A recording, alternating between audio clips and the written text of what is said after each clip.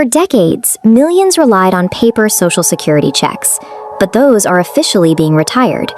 Beneficiaries will be automatically moved to a prepaid debit card. This shift leaves vulnerable seniors at risk of losing access to their primary income. It creates confusion for those unused to digital banking and opens a wide window for scammers to intercept funds. To prevent that from happening to your aging loved one, we are going to walk through exactly how to choose the right account, clear the government's strict identity verification rules, and navigate an upcoming switch in the banks handling these payments. Before you start, you need to gather 3 things. You need the beneficiary in the room, you need their Social Security number, and you need their current banking details.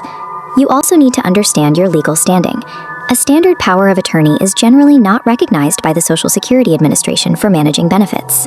If your loved one has cognitive decline or cannot manage their money, you will need to apply for official representative payee status directly through the SSA. Getting this legal authority and documentation in order right now is the only way to ensure you can act on their behalf and prevent their accounts from freezing when rent and utility bills come due. Step 1 is evaluating your loved one's current banking setup. If they have a traditional bank account, look closely at their history with it to see if they frequently struggle with minimum balances, overdrafts, or high fees. This flowchart shows 2 electronic payment paths. For low-cost checking, choose direct deposit. Without a bank, use the Direct Express Debit Mastercard. Set this up through the My Social Security portal or the Treasury's Go Direct website using routing and account information. Never input your own personal bank account numbers to simplify things. Social Security rules require the receiving account to be firmly in the name of the beneficiary or the legally authorized representative payee. While setting this up online is convenient, the SSA has tightened its identity-proving requirements to fight fraud. If an elderly beneficiary lacks a recent digital footprint or credit history, the automated system may simply lock them out.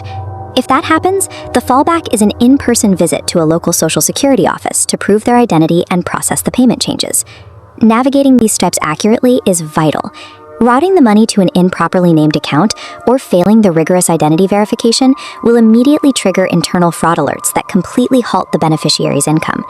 If the Direct Express card is the best route, there is a major structural change happening right now that you must manage.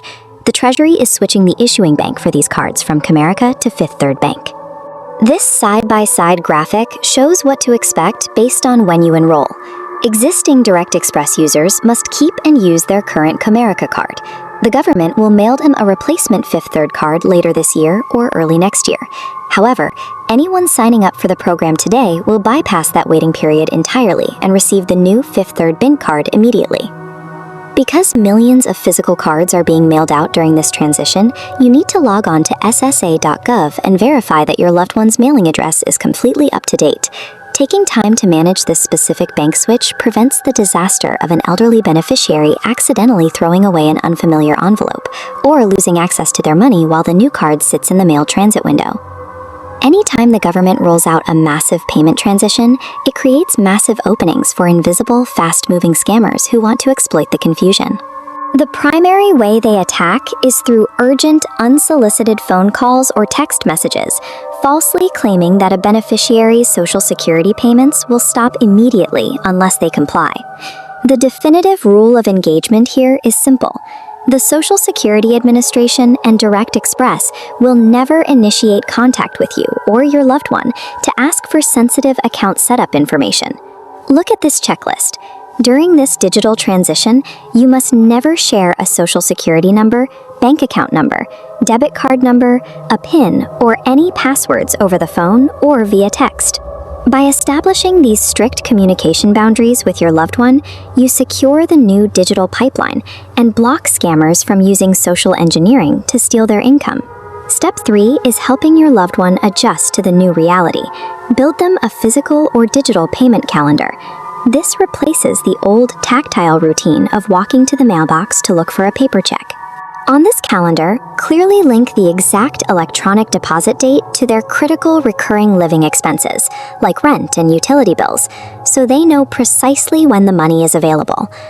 On the very first scheduled payment day, make sure you log into their bank portal or the new Direct Express mobile app together to verify that the funds landed exactly where they belong.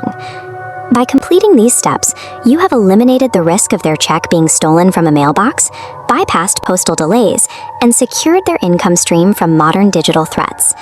The end of paper checks is a major adjustment for older Americans, but taking the time to modernize their payment infrastructure restores a reliable foundation of financial autonomy and safety for your aging loved one.